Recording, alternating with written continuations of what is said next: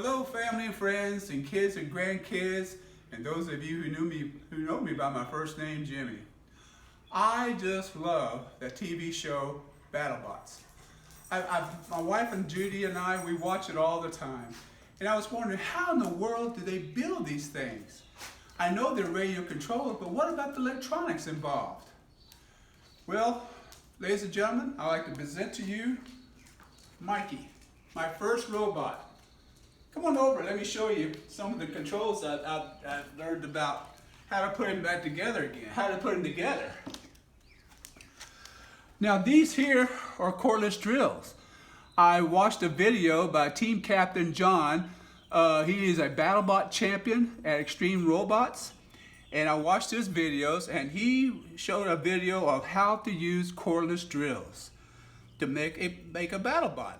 Well, this is not really a BattleBot. He's a peace-loving BattleBot.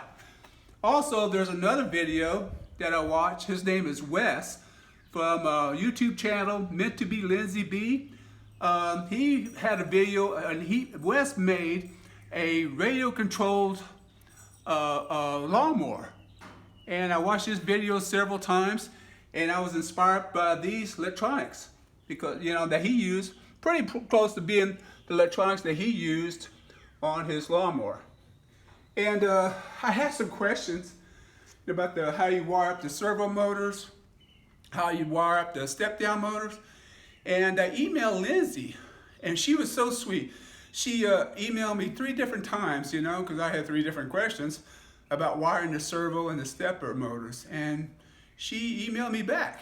And I included in my narrative too, on my YouTube narrative, their websites that you can go and see their videos as well.